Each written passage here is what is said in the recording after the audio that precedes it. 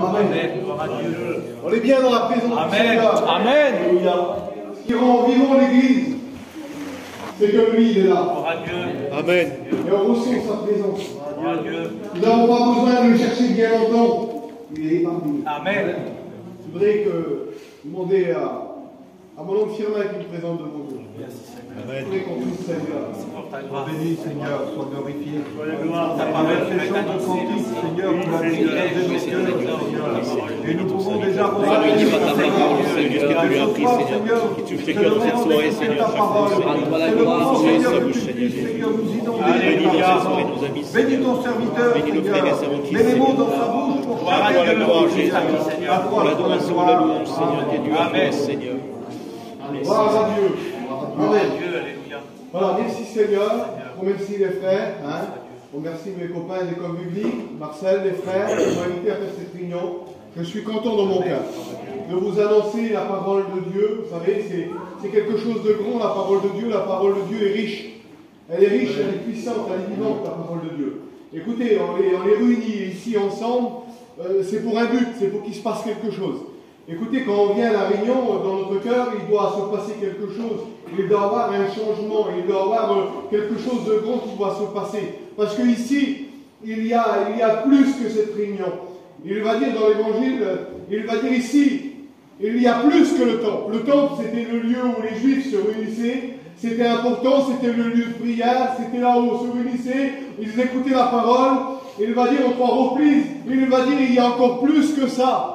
Il y avait quoi de plus? Il y avait le prophète Jonas. Jonas, c'était l'homme de Dieu, c'était l'évangéliste. Il va dire non, il y a encore plus que ça. Il y avait quoi? Il y avait Salomon. Salomon, c'était l'or, c'était la richesse. Ça englobait tout. C'était la sagesse. Il y avait tout.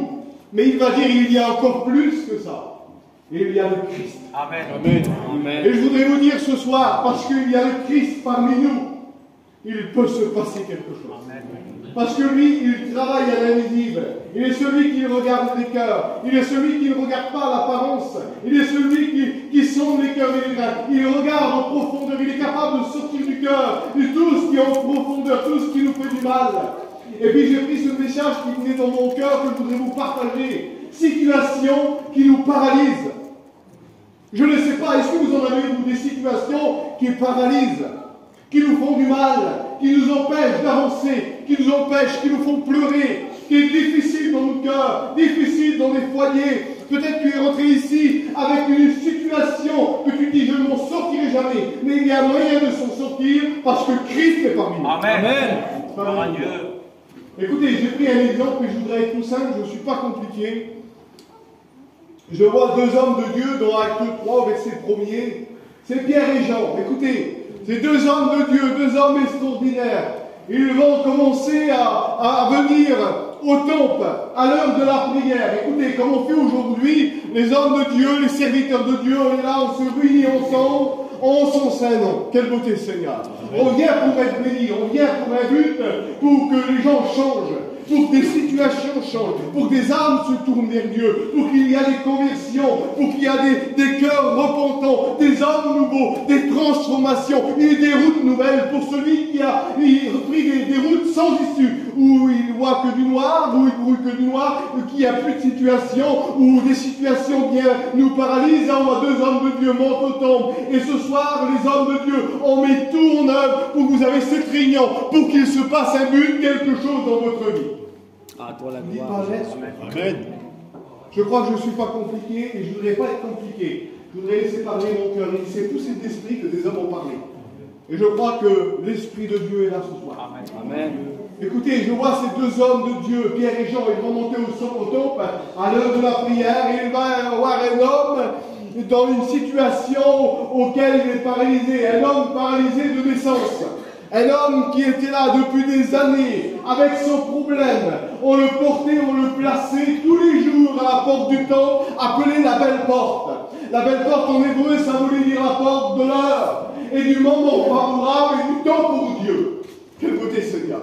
Le moment favorable, la porte de l'heure. Il est peut-être l'heure pour toi que ça change, que Dieu intervienne dans ta vie, qu'il vienne bousculer ta vie, ton foyer, pour se mettre en ordre avec lui, pour te déparalyser de ta situation qui te paralyse, pour mettre quelque chose de bon dans ton cœur, pour prendre une décision, parce que le monde va mal. Aujourd'hui, on nous place à la réunion, on essaye de nous aider, mais des situations ne changent pas. Le problème nous paralyse. Dans les foyers, c'est la misère. Il y a des pleurs. Et puis, on a pris l'habitude comme ça, parce qu'on se dit dans notre cœur, rien ne changera. Mais laissez-moi vous dire que Dieu a pourvu pour que toutes les choses changent. Vous dites pas Amen. Je voudrais que vous êtes avec moi ce soir. Écoutez, la réunion, moi, je ne la fais pas seule. On l'a fait ensemble. Mais lorsqu'on l'a fait ensemble, il dit qu'il envoie la bénédiction de Dieu. Alléluia. Écoutez, je vois là, extraordinairement, un homme qu'on va placer à la belle porte, qui va prendre des habitudes depuis des années. Cet homme va demander l'aumône. Écoutez, il est là, il est placé à la porte du temple. Les gens qui le rentraient, ils le voyaient. Et peut-être que les gens te voient vivre dans ton foyer, et vivre ta situation, et vivre que ça se dégrade, que ta situation ne va pas, et en réalité tu pleures, tu es pris d'angoisse, tu es pris de fardeau, parce que ta situation ne changera pas. Tu as dit, j'ai pris des habitudes, et ces habitudes, ils t'amènent loin de Dieu. Tu as plus de place pour Dieu. Et aujourd'hui tu es là, on te place là, tu écoutes des chants cantiques, tu écoutes ta parole, mais ta situation, elle te paralyse et tu dis, il ne changera pas. Moi, je me dis que la parole de Dieu est vivante et permanente, elle peut changer. Amen. Dieu peut changer. Il n'y a pas de raison que l'homme ne peut pas changer. Mais c'est vrai que l'homme prend des habitudes. Hein, mon copain? On prend des habitudes. Les habitudes, des fois, elles ne sont pas bonnes. Ils sont religieux. Et nous, on ne vit pas religieux. On ne vit pas avec un monde religieux. On vit avec une parole vivante, permanente et puissante. Elle opère les cœurs au plus profond. Elle sort le péché de l'homme et elle le transforme, elle le libère. Par le sang de l'agneau. Lui qui est monté en croix, lui qui est ressuscité, il n'a pas changé. Il est parmi nous, frères et sœurs. Je voudrais que tu prennes conscience qu'il est là, il passe dans les rangs, et il connaît parfaitement ta vie. Il connaît si tu te dégrades, parce que le monde, il dégrade l'homme, il le rend plus bas, il le rend dans une situation où il n'y a plus d'issue, où il le paralyse. Écoutez, tu es paralysé dans ton foyer, peut-être avec de la drogue, de la boisson, peut-être que tu es dans la misère, tu es là, on essaye de t'aider, mais personne ne peut t'en sortir. Il y a un seul qui peut t'en sortir, c'est Jésus-Christ. Amen. Lui ne change pas, il est Pierre et Jean montaient au temple à l'heure de la prière. C'était l'heure. Écoutez, il est l'heure de se réveiller du sommeil. Il est l'heure de se réveiller de ta misère. Il a un mot pour toi, pour briser les chaînes. Écoutez, cet homme est là, et il va se douter de rien.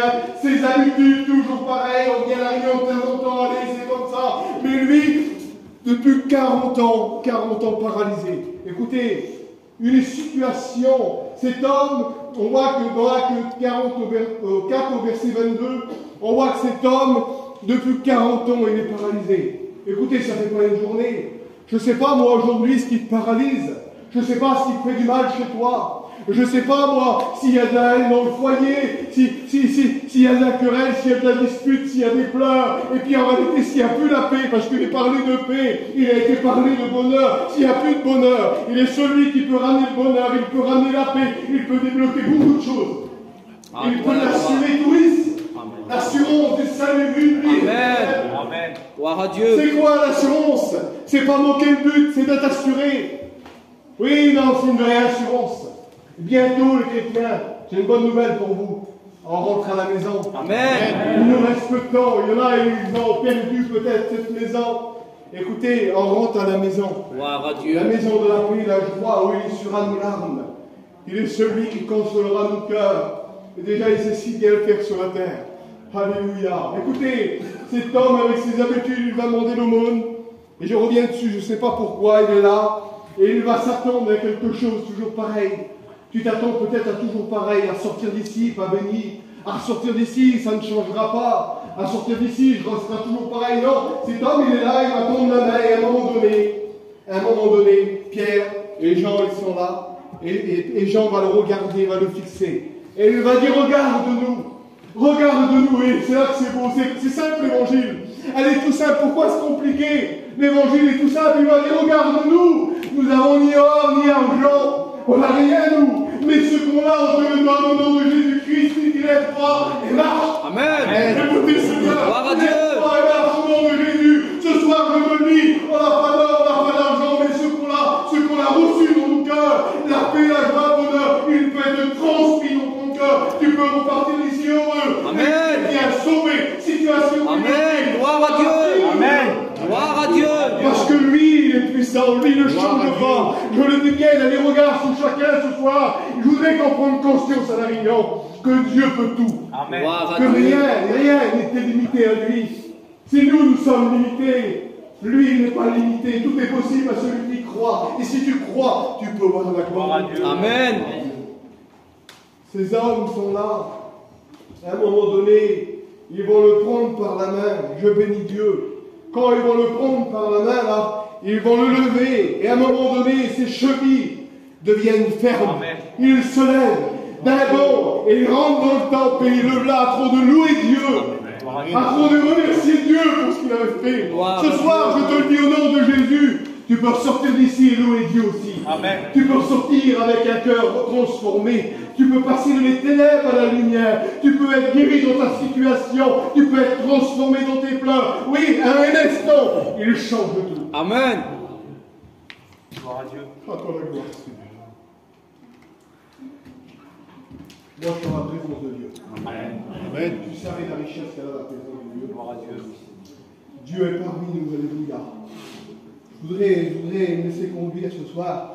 Tous les gens vont le voir, et puis quand ils vont le voir, ils vont voir ce qui s'est passé, ce miracle, que cet homme était là, a pu changer comme ça, transformé en un instant. Et tous ceux qui passaient le voyaient, ils avaient l'habitude de le voir avec ses problèmes.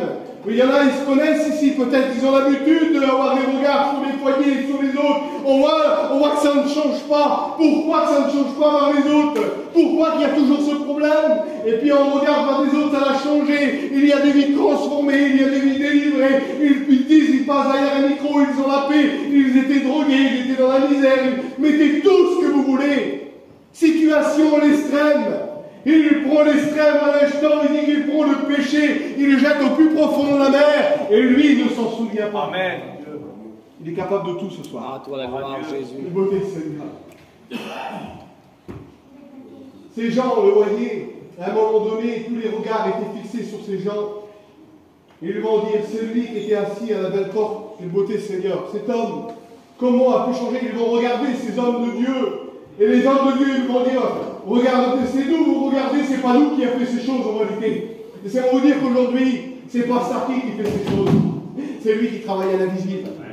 C'est lui qui voit ton cœur, c'est lui qui attend de te parler, c'est lui qui veut mettre la paix, la vraie paix, celle qui dure, qui descend dans un cœur, celle que tu ne comprends pas. En un instant, elle se déverse dans ta vie.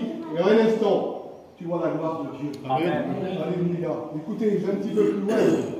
Est-ce qu'on est bien ensemble? Alléluia. Amen. Je bénis le Seigneur. Je ne voudrais pas être trop long, mais je voudrais dire ce que le Seigneur a mis sur mon cœur. Je vois un homme là qui n'avait rien demandé du tout. On va dire un garçon qui n'avait rien demandé. On voit dans 2 Samuel 4, au verset 4.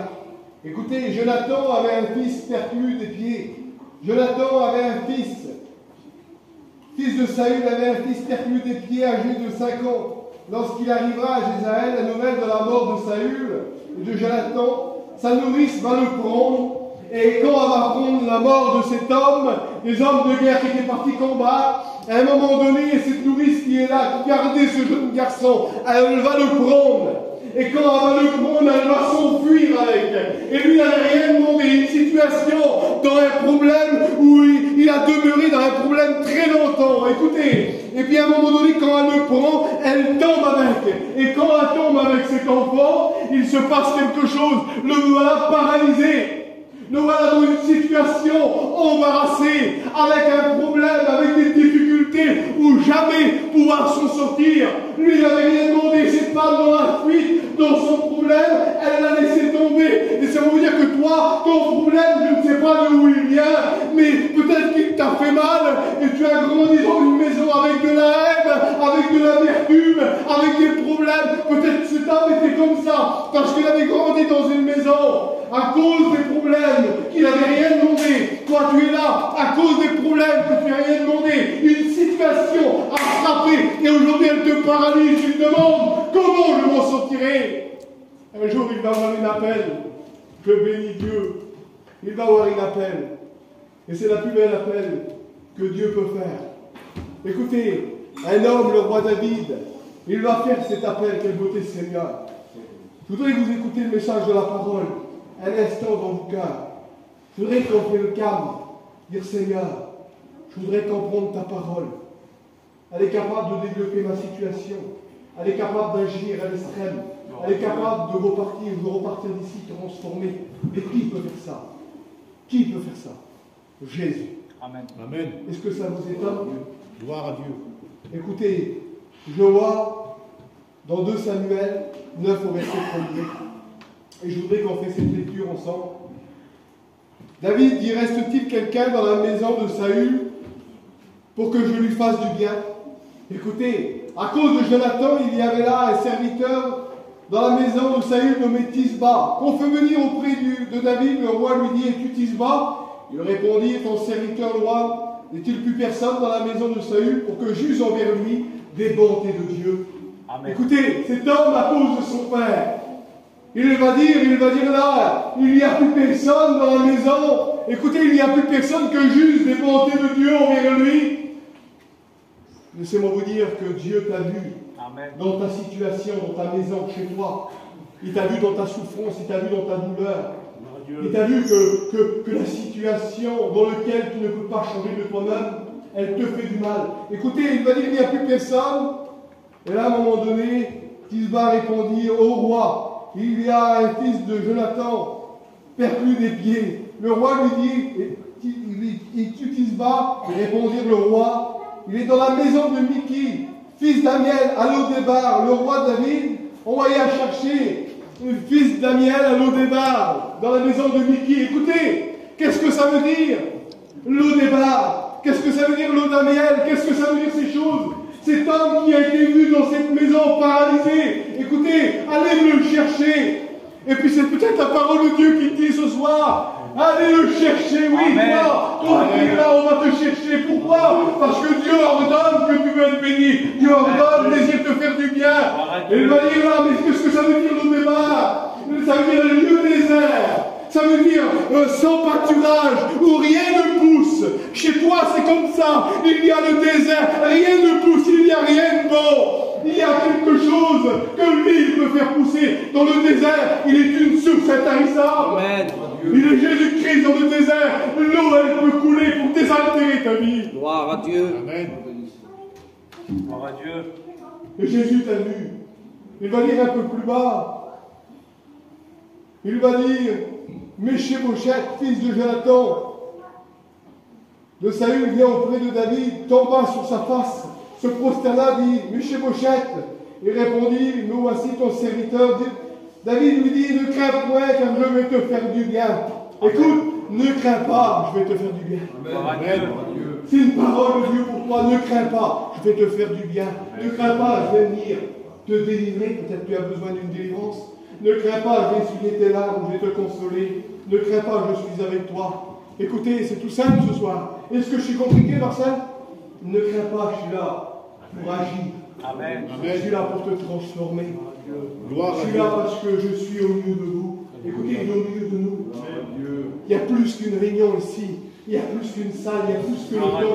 Il y a le Christ tout entier. Alléluia. Et puis il ne se partage pas, il se donne entier. Il est le pain qui rassasie. Il est celui qui est descendu du ciel, rassasier nos âmes. Il est celui, son désir, c'est pas que le méchant meure, mais qu'il change de conduite et qu'il vive. C'est ça qu'il désire. Amen. Écoutez, je vais un peu plus loin. À cause de Jonathan, ton père, je te rendrai toutes les terres de Saül, ton père. Tu mangeras tous les jours à ma table. Écoutez, cet homme qui était dans la misère, qui était perdu, que jamais sa situation pourrait changer, il est là, dans cette maison. Il va dire, le roi, écoute, à cause de ton père, il se souvient que son père, à cause de son père, qu'il faisait du bien, il dit, je te redonnerai toutes les terres. Et il dit, il va avec ses serviteurs et tout, vous allez cultiver pour lui. Quelle beauté, Seigneur, je vais te redonner toutes les terres. Écoute, peut-être tu es là, je vais te redonner toutes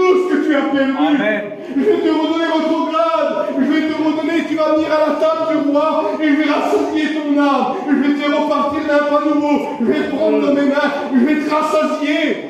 Parce que je suis le pain, parce que je suis l'autorité, parce que tu es sans moi, tu ne peux rien faire. Tu es parti dans une dérive. Moi l'Éternel, je te rappelle au salut. Amen.